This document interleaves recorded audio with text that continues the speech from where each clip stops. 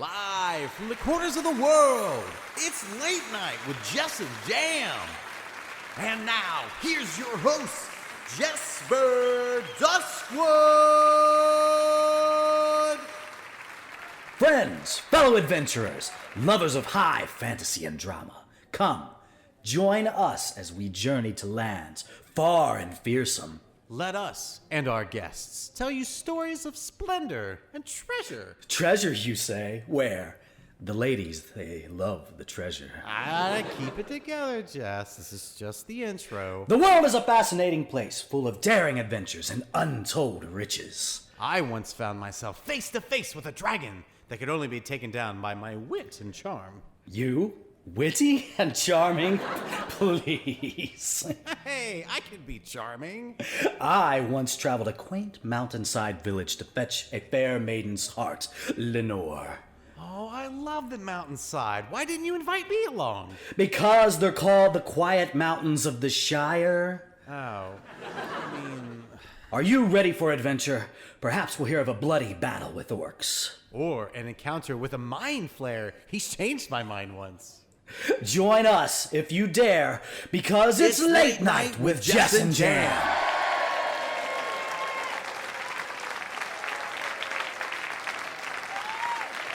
Yes, welcome. Welcome to D&D 420, and welcome to Jes and Jam Late Night. I am Jesper, and with me, as always, my sidekick, my companion, my friends, Jamie and Morningstar. You led with sidekick? You led with sidekick? Of course, you are my sidekick, are you not? I'm sensing a little bit of tension here. Do I it's need to leave? Oh, I'm so sorry. Let me introduce. Oh, we have a guest. Did you forget? Aeris, the Eldritch Knight. Hello. Yes. Welcome to the show, Aeris. It's so good to have you here. Oh, it's been some time. How you've been? I've been trolloping around in Volcaminar, and I've recently been to the Sword Coast. I have. Ooh, here he goes again with this fancy Sword Coast. I had a great time there. What do you mean? Please. We're here for Aeris. We're not here for you. Of course. I'm so sorry, Aeris. So, tell us a little bit about your adventure. When did you start adventuring? Oh, I was but a young little lad. Oh, it was.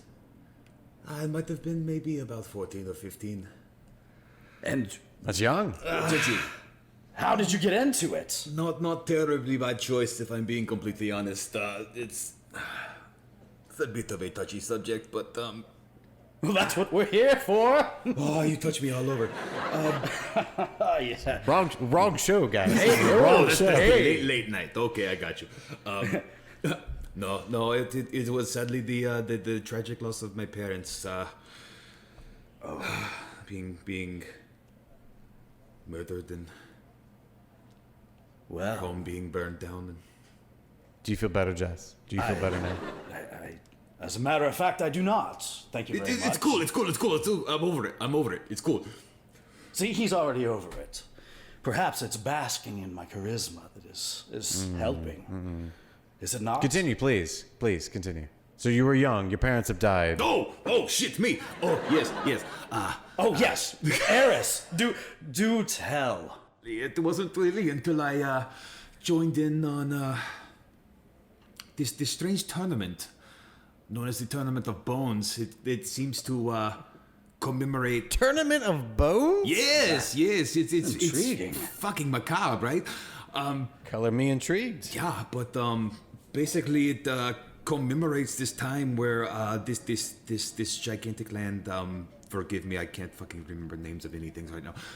But it was overrun with undead and fucking zombies and shit, apparently. It was like 50, 60 years ago or something like that. Anyways.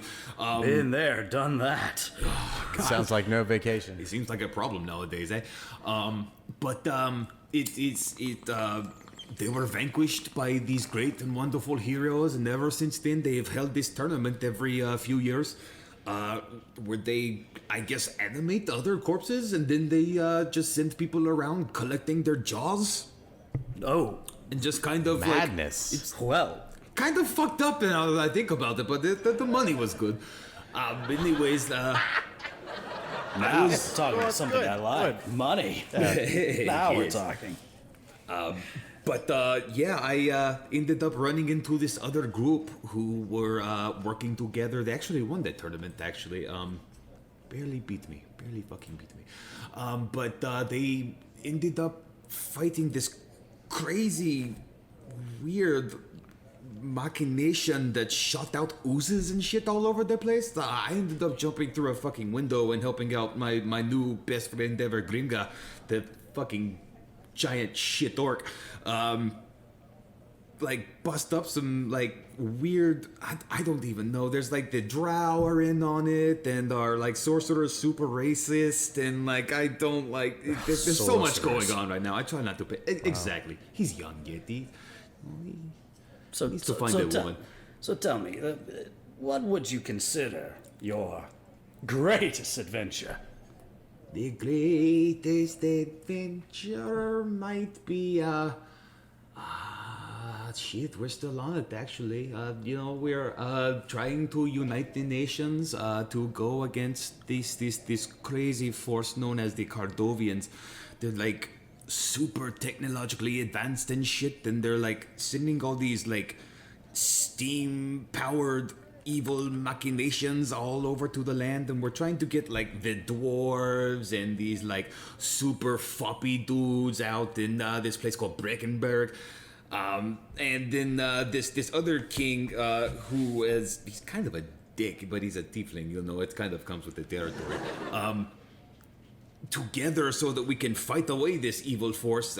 We fought like I said, the drow. We've like killed a whole bunch of frost giants. We had a white dragon that was on our ass a little while ago. Like we ran into one of these machinations actually like just a couple of days ago that was like a crazy super big metal bull that like breathed out this fucking gas that just like turned everyone into stone. It was crazy. Like, That sounds... Are you a god? me? Those sound Hold like on, godlike hold on. situations. No, I'm just drunk most of the time. I don't know. All right, Aeris, stay still now. Oh. I'm going to touch you. He's real. He's real. Okay. It's See, now the last time he tried that was actually on a female, and he touched in a part. We had lawyers and all kinds of guards involved. It was a very messy. Oh yeah. You can't do that anymore, man. it was messy indeed. different times. After the show, if you catch my drift. The late show. Hi. That was the late It was the late show. So, taking time out from your adventure to be here with us on the D&D 420 late night with Jes and Jam is quite a privilege from such a hero. Speaking of, when you're in a tough situation, tell me this. What's one thing that you can always rely on out there adventuring and saving the worlds and uniting nations and such that will get you out of a messy situation? Oh, my shield. Every time. It never leaves me. Your shield. Aye. Well, that's... It's kind of my connection to the magic sunsheet. But you have all those scars still. The ladies. What can I say? Maybe I should get one of those. They fight back? I don't... No, the scars. So you say the ladies, you say they like the scars, right? Oh, absolutely. Yes. Jamie, and I'm thinking about getting one. Oh, scars? You want a scar? I know where you can get one. Pretty cheap Yeah. too. Really? Oh yeah. We'll talk about that later. Okay. Remember we were talking about the guards before? This. I feel like this is the similar situation. We're involving the guards again. Oh, not the guards again. Not the guards again. Okay. I'll call off the guards. Aeris, thank you for stopping by the Corners of the World. We'll be right back after this.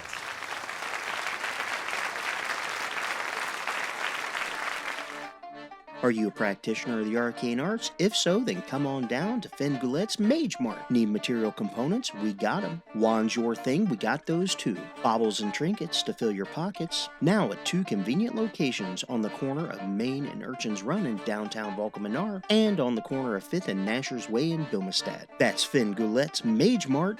We're here to make your magic magical.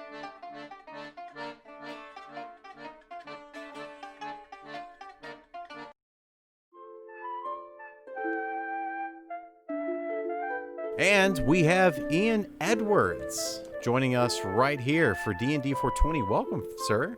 How's it going, guys? You just heard Ian do Aeris the Eldritch Knight, so thanks for that, Ian. I have some questions for you, bud, if you got some time for us. Oh boy, I've always got time for you guys. So, you know, what I want to know and what I think our listeners want to know is, you know, how did you get into D&D and when? How did that happen? Good grief. Okay, so let's take it back. Maybe it's about 4.5 years now. I was living in a little sleepy mountain town in North Georgia known as Jasper. Working basically dead-end job delivering pizzas at Papa John's. As you do. As is tradition.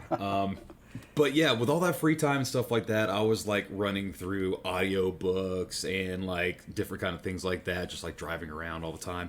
And then eventually, I can't remember what it was that really sparked it, but I came across a podcast known as Drunks and Dragons.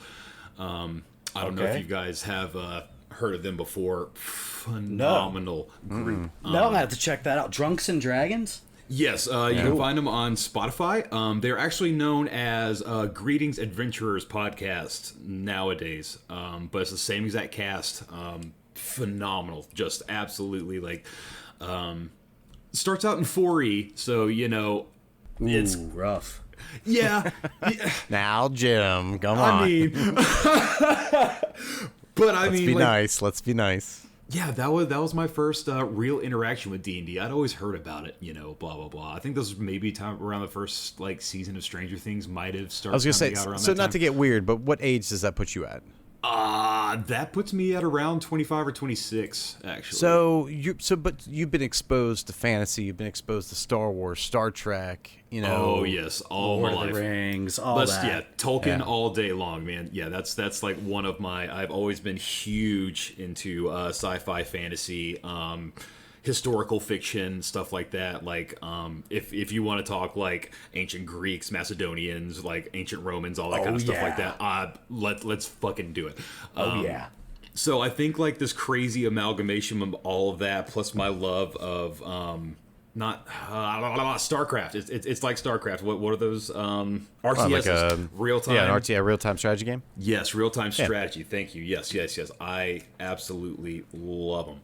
Absolutely, like, you know, just the thought complexes behind like trying to figure out, okay, am I behind? Is it going to come at me? Blah blah blah. Which way are we going here? I got to get all this set up before I get myself fucking murked. Blah blah blah blah blah. blah. Like all of that, I think, kind of like combined into like, okay, here's this game that takes all these fucking numbers. You take them, you throw some dice, you hope to God it all comes out while you interweave like incredible story like within whatever sort of realm you choose. But doesn't it always come out? Like, the dice tell the story just as much as the storyteller, the dungeon master, or the player. Absolutely. Always comes out. Yes, that is my... well, we'll probably get into this a little bit later, but that's one of my favorite aspects of the game is like the thought of you having control when you really don't. Like, you want to have that glorious moment. You're gonna jump in there, blah blah blah blah blah, and then crit fail, you poop your pants. You know, it's like.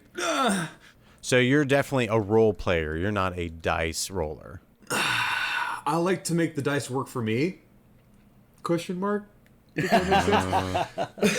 Sounds like, hey, from a role player standpoint, that sounds like role playing to me. Yeah. Or wait, are you working for your dice? Do you even know?